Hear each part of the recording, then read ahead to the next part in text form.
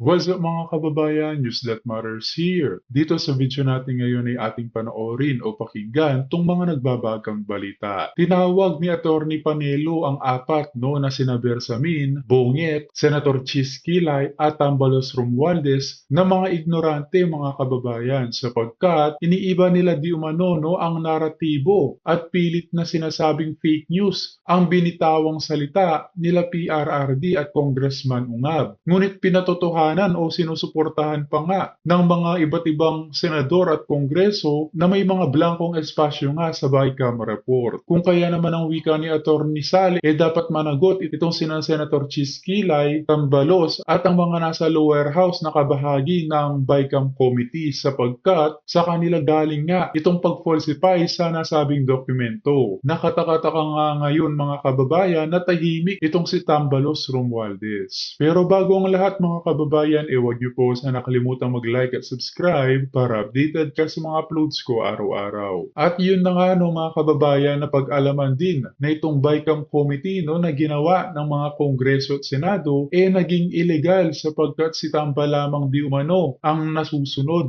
at ang nag-lead nito. At parang pinapirma na lamang sa mga senado na hindi na sinuri pa ng maayos. Kung kaya naman ang nakikitang solusyon ni Attorney Sal na makausap nga niya itong si Senator Coco Pimentel magkaroon ng pagtawag o concile session di umano sa Vice-Cam report na ito na sana talaga matuloy para malaman kung sino-sino ang mga kasabwat ni Tambalos patungkol dito. Kung kaya naman hindi ko na patatagalin pa, heto na ang buong video. Evading issue or cover-up? Yes, kasi sabi ni, gaya ng binasa mo kanina, yung sabi ni TS, Bersamin, malicious daw, false, fake news daw yung sinabi ng Congressman ng Mindanao, Congressman Ungab. Yun ang banat niya, di ba? Paano magiging fake news yun? Yung si Congressman Ungab, ang sinasabi niya, base sa kanyang personal na kaalaman, personal knowledge. Kasi meron siyang kopya ng bicameral conference report kung saan nakita niya yung mga blanco. Maliban pa ron, ito ay binalidate ng ibang mga nakatanggap ng kopya. Yung mga senador, nakatanggap. Meron ding kongresista. So, hindi mo mapapasinungalingan yun. At yung sinabi naman ni Presidente Marcos Jr.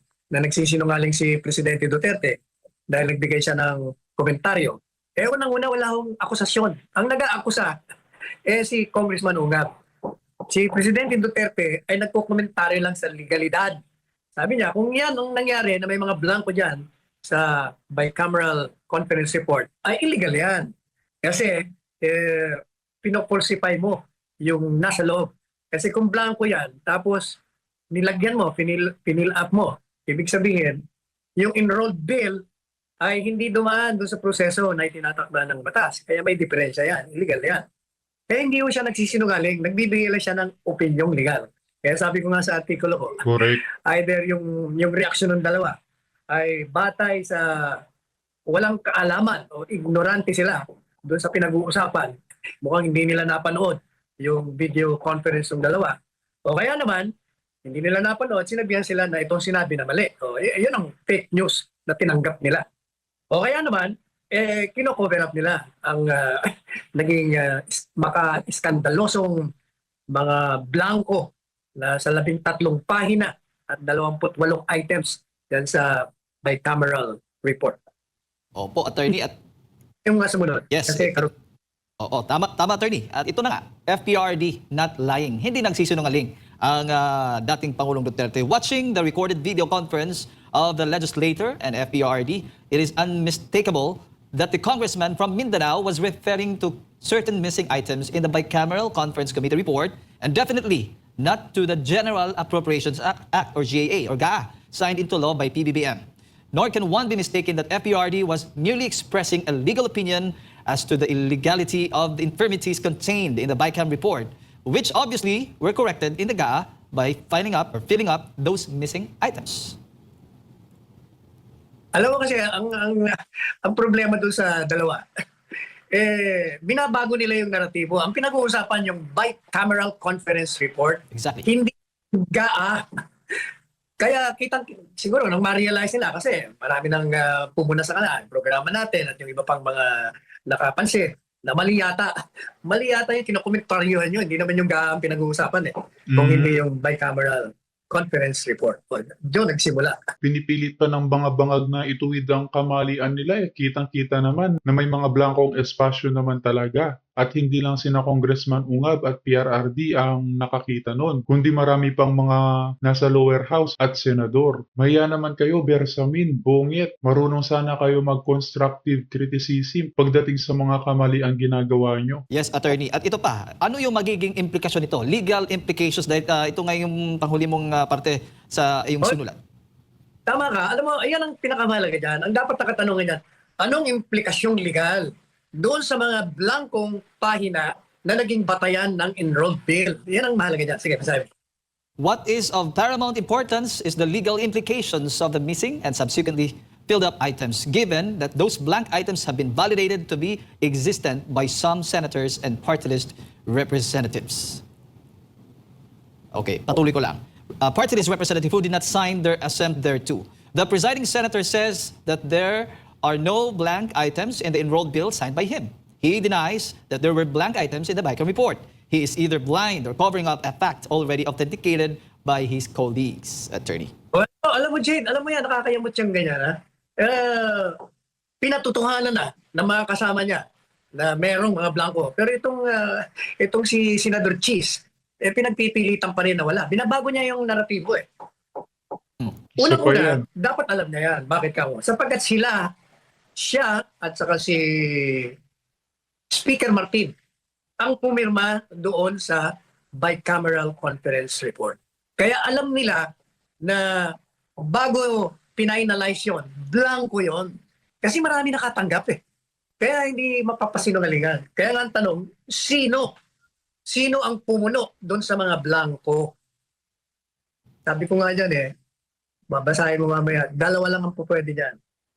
Either yung BICAM conference members, marami yun eh. Mga 15 sa Senado, 15 sa House of Representatives. Pero among the more or less 30 members, ang talagang nagdidesisyon dyan. Siyempre, yung mga makapangyarihan, sino yun? Yung Speaker, yung Chairman ng Appropriations Committee, yung Senate President, at saka yung Chair ng Appropriations Committee ng Senado. Yung apat na yan. Kaya silang dapat ang tanungin at managot dyan. Hindi pa pwedeng iba. Sila lang yun. Kaya yan ang tanong natin. Oh, sige, tuloy mo na yung... Yes, sir. Ito yung nakakapagtaka. Deafening silence is complicity. The other members of the BICAM committee neither deny nor confirm the existence of the blank items. Their deafening silence makes them complicit in the irregularities in the crafting of the General Appropriations Bill. Both houses under the Constitution must deliberate and scrutinize in open session the proposed national budget proposed by the executive branch. The members thereof must have the opportunity to air their approval or opposition, their amendments, if any, or their reservations to it. Alam mo yan, ang saligang batas kasi, Jade at mga kababayan, ginuhit doon, inilarawan doon, itinakda kung paano ang batas ipapasa. Tandaan po natin, ang Kongreso, dalawang sangayan, yung Kamara de Representante at Senado, ay isang deliberative body. Anong ibig sabihin ng deliberative body? Ibig sabihin, yung dalawang yon ay kailangan na sila ay magtatalakayan. Susuriin nila yung mga panukalang batas. Mag-aargumento sila doon, pro or con. At kung may nakita silang mali, iwawasto nila. Kung may nakita silang pagkukulang, magbibigay sila ng amendments. Yun po ang prosedimiento sa pagpasa ng batas. At ang General Appropriations Act ay isang batas. So, nung yan ay naging panukalang batas, bago aprubahan ng dalawang sangay, kailangan mapasa ilalim muna sa malalim, masusi at bukas, public, open na pagtatalakayan. Tama. Ngayon, ang House of Representatives, doon po panggagalingan ang lahat ng panukalang batas kaugnay sa pera, appropriations, basta revenues, sila ang doon manggagaling yan. Pero ang Senado, magkakaroon sila ng version, pwede nilang amyendahan sarili nila. At ngayon, magkakaroon ng pagsasama yung dalawa. Kasi most likely, hindi yung magkakapareho yan. Kasi, halimbawa, yung House of Representatives, ang budget ng DepEd, budget ng Public Works, budget ng kung ano pang opisina, ganito. Pagdating sa Senado, either dinagdagan nila or kinulangan o tinanggal. So, hindi magkakapareho yan. Kaya kailangan, sila po ay i-reconcile nila yung dalawa na hindi pagkakaintindihan nila. And dyan ngayon may problema. Ang ginagawa ng Kongreso, bumuo sila ng tinatawag na bicameral. Ibig sabihin, yung dalawa, nagkaroon ng komite na binubuo lamang ng mga ilang tao kinatawan ng Kamara de Representante at sa Senado. At sila ngayon ang magre-reconcile. Aayusin nila. Yan ang naging malaking problema. Mulat sa poll, nung binuo po yan, Bicameral Conference Committee yan, kinontra ko na po yan bilang isang abogado. Sapagkat yan ay lumalabag sa saligang batas. Sapagkat kinahayaan mo ang ilang miyembro ng dalawang sangay ng Kongreso, Kamara de Representante at Senado, ang siyang gagawa ng pinal na kabuuan ng panukalang batas na siya namang pipirmahan ng presidente. So madali sabi, unang-una, hindi mo sinunod yung prosedimento na nakalagay sa batas na kailangan kayong dalawa, deliberative kayo, kailangan mag-usap kayo at kayo ay magtala kayo dyan, magkontrahan kayo dyan hanggang magka-desisyon kayo. O, ngayon ang tanong, bakit isa lamang na komite ang gumagawa niyan? At sasabihin nila, hindi, dumaan naman niya sa plenary. Hindi totoo yan. Sapagkat nakausap ko yung mga kongresista at senador. Kahapon, hindi ko na babanggitin kung sino sila. Nung araw daw ng pinapirma ang Bicameral Conference Report, hindi nila pwedeng basahin. Kasi nga, unang-una, 200 pahina yon. Paano mo nga naman babasahin? Pero kailangan mo ilang araw basahin, bubusisiin mo yon. Kasi nga, nanggaling na sa Bicameral Conference Committee, sila na ngayon ang naglalagay doon, ano mga pinaglalagay nila ron. So, maliban pa sa tinanggalan mo ng kapangyarihan ang mga mambabatas na magkaroon ng pagkakataon, oportunidad, na busisiin yan, ibinigay mo pa sa isang maliit na komite ang kapangyarihan ng buong Kongreso na magpasa ng batas. Yan ang problema. Kaya, sa aking pananaw bilang abogado, number one, yung Bicameral Conference Committee ay illegal, mulat sa pulyan, sapagkat binabago niya ang prosedimento, tinatanggalan niya ng karapatan ng mambabatas, at sinusuplant niya, pinapalitan niya ang kapangyarihan ng buong Kongreso na magpasa ng batas. Yan. Alright, at ito pa, attorney, ang susunod nating babasahin itong tungkol sa unconstitutional na bahagi po ng inyong artikulo. Sabi dito, leaving the deliberation and the reconciliation of the different versions of the proposed national budget passed by both houses to a committee composed of a select few members of Congress is at war with the Constitution, as it deprives the majority members of the lawmaking body of giving their final say on proposed appropriations measures, hence passed not in accord with procedures outlined by Constitution, filling up the blank items by a few BICA members and incorporating them in the enrolled appropriations bill signed by PBBM, or worse, having the executive branch complete them makes the General Appropriations Act constitutionally infirm. Diretso. So, yan nga, sabi ko dyan, kasi pag yan ay hinayaan mo, yung enrolled bill na sinasabi nilang pinirmahan, na tama naman, na walang blanco doon. Kasi nga, pinunuan na nga doon sa, dalawa lang ang pwedeng pumuno niyan. Yung 4 na binanggit kong pangalan, na Senate President, Speaker Martin, sino pa? Finance. Yung chair pati ay si Saldico, na pinalitan, mas worse pa. Although hindi na siya, nagawa na yun eh. At saka si Grace po. Yung 4 na yun, ang pwedeng pumuno, wala namang iba eh. Hindi naman pwede yung Office ng Secretary General. Wala silang kapangyarihan. Kung sila man, ay uutusan lang sila na ganito ang gawin mo. Ilagay mo yung mga amount dito, sa proyektong ganito, sa department ganyan. Or, yung executive branch, pwede rin namang merong kagagawan. Kung halimbawa, ayun ang utos naman, hindi, ganito gawin nyo, lagyan nyo na lang yung mga blanco ng ganito, ganyan. Although, mas kapanipaniwala na manggagaling yon sa House of Representatives Bicameral Committee, yung select few doon. Kasi, pag ginawa mo na nga yun, Jade, yun ay illegal na, gaya ng binanggit ko kanina. Kasi tinanggalan mo ng karapatan ang mga mambabatas na suriin, busisiin.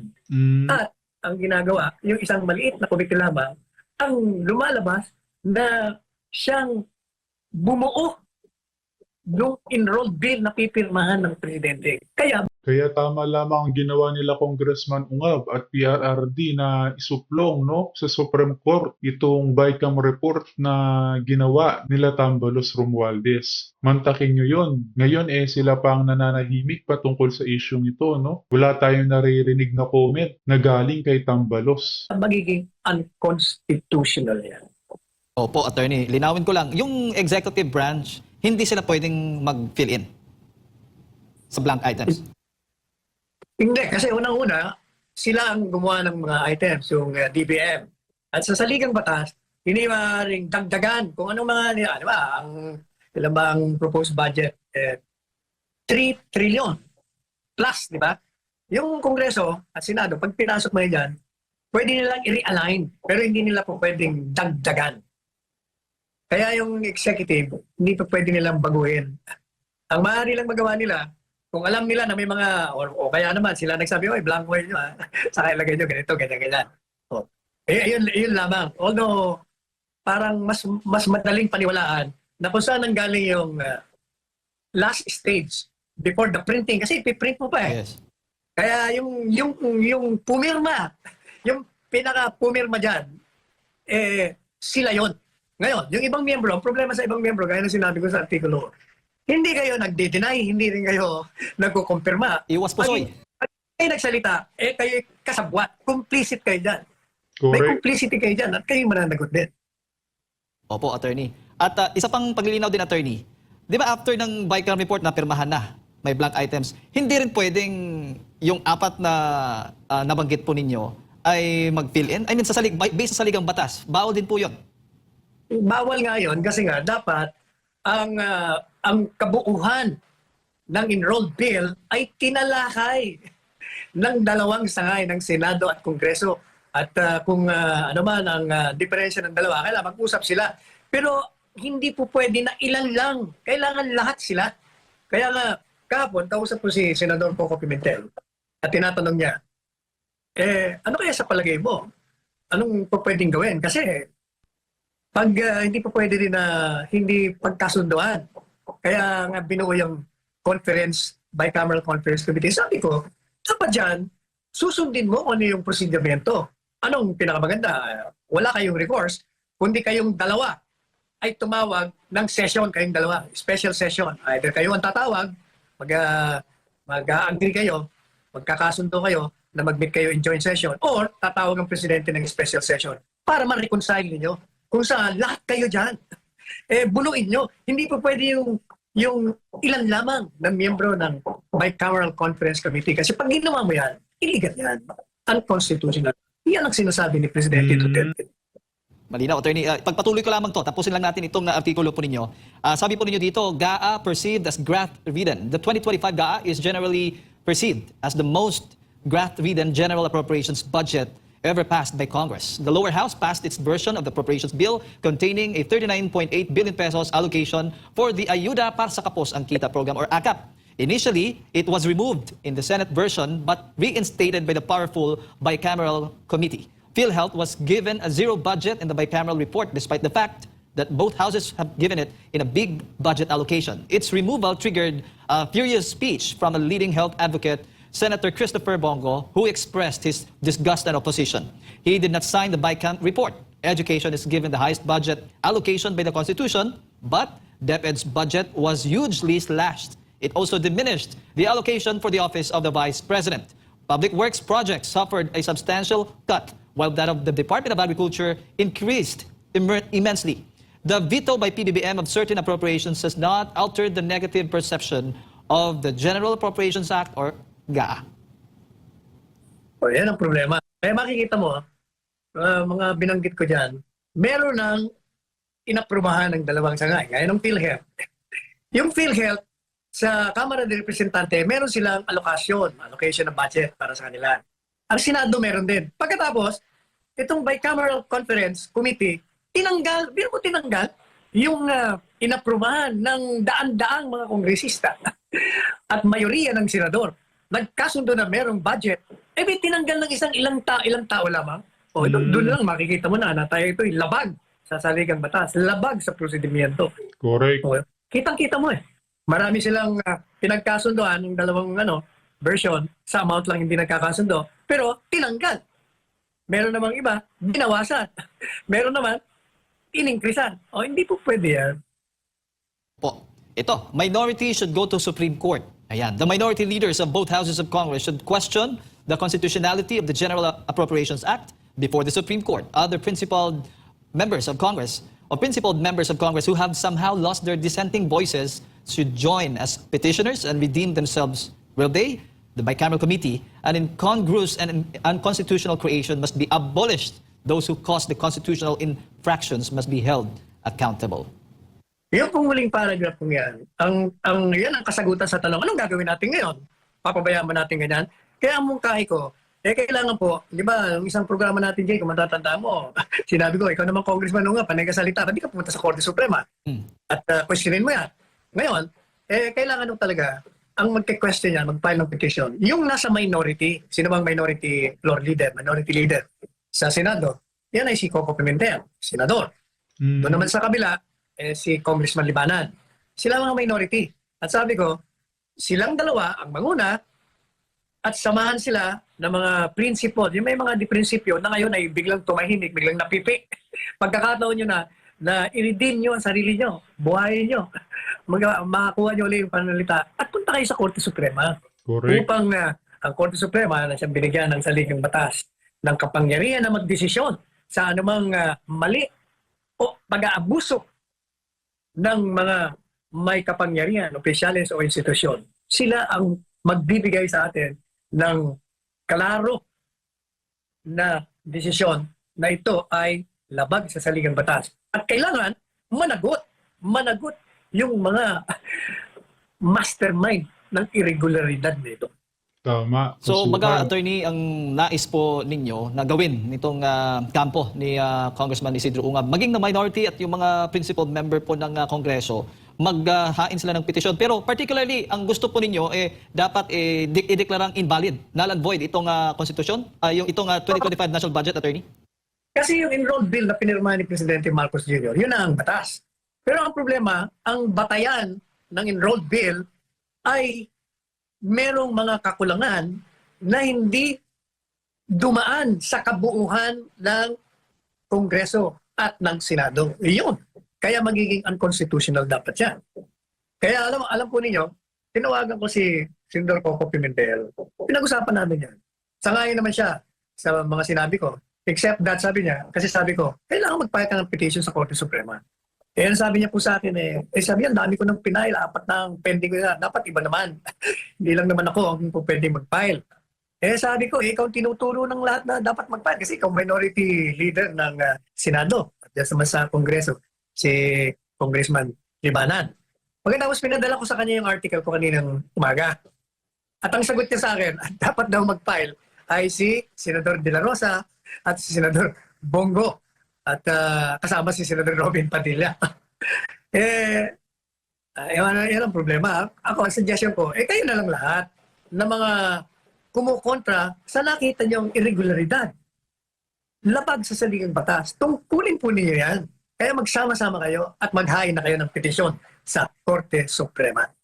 Pero, attorney, At yun na nga mga kababayan, narinig natin itong si Atty. Panelo dito sa balitang ito na dapat lang na hindi tigilan ang usaping ito, lalo na't bilyon na pondo ang pwedeng manakaw sa ating mga pinaghirapang buwis. As always mga kababayan, kita na lang ulit tayo sa ating next vlog. Huwag niyo po sana kalimutang mag-like at subscribe para updated ka sa mga uploads ko araw-araw. Maraming po salamat mga kababayan, ingat and God bless.